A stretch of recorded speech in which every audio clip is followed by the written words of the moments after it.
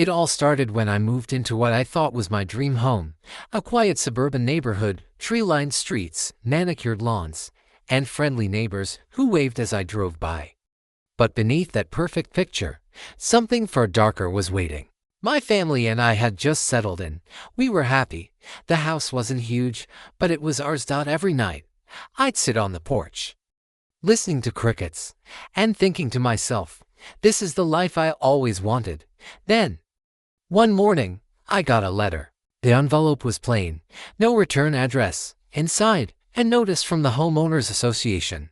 Dear resident, as part of upcoming community improvements, the roadway in front of your property will need to be adjusted. This requires minor changes to your front yard and driveway. Failure to comply may result in penalties. Minor changes. They wanted to rip apart half of my yard. I thought it had to be a mistake. I called the number listed at the bottom of the page. The woman on the other end was polite. Too polite. No, sir. This is not an error. The board has already approved the project. You'll need to sign the attached agreement by Friday. Friday? It was Tuesday. That night, I told my wife. She looked at me with wide eyes. They can't do that, can they? I laughed nervously and said the words I would later regret. It's just the HOA. What's the worst they can do? I was about to find out.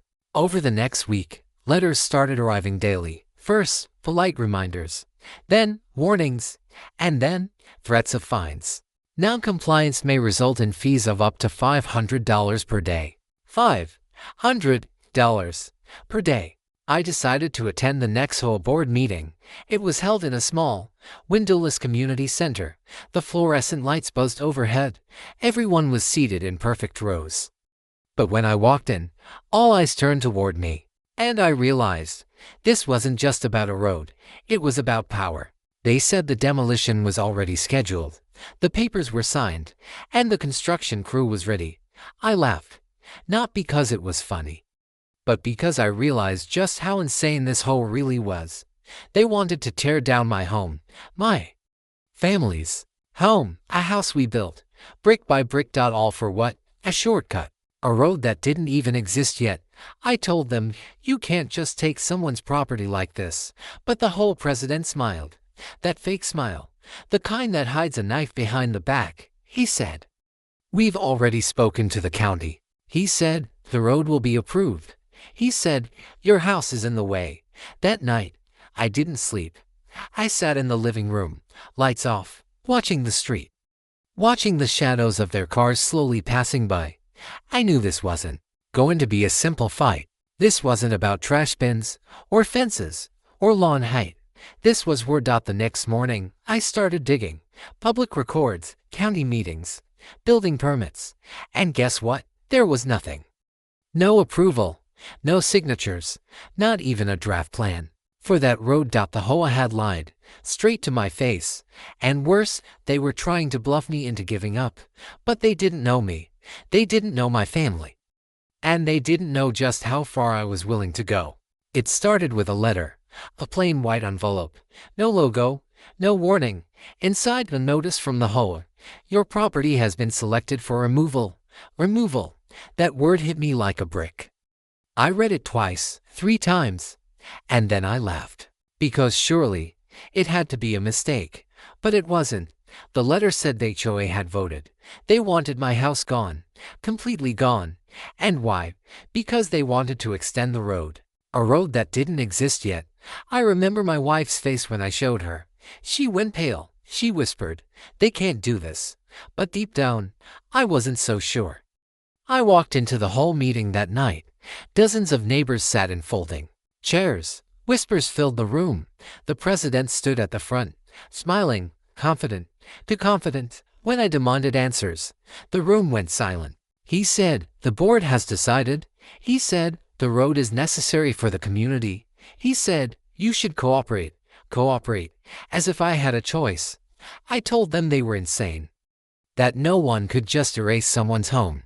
But then, they pulled out maps, diagrams, even a fake schedule for demolition. The crowd clapped. Not everyone, but enough. And I realized something terrifying. Some of my neighbors wanted this. The next morning, I couldn't eat, couldn't think.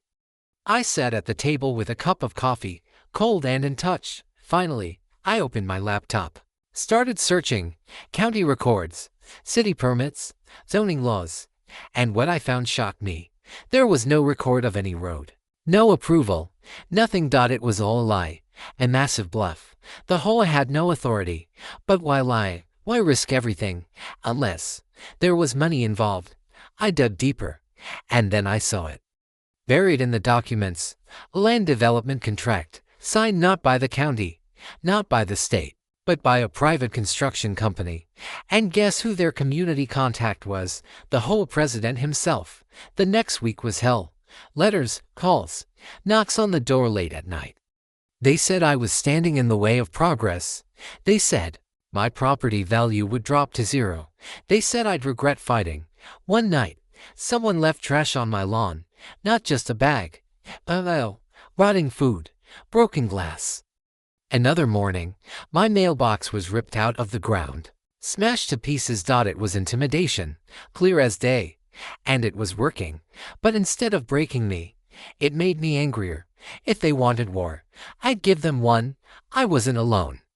A few neighbors reached out quietly. They whispered to me in the grocery store. They texted me late at night. They said they didn't agree with the HOA. They said they were scared too, but they couldn't speak up. Not yet. One of them handed me an envelope.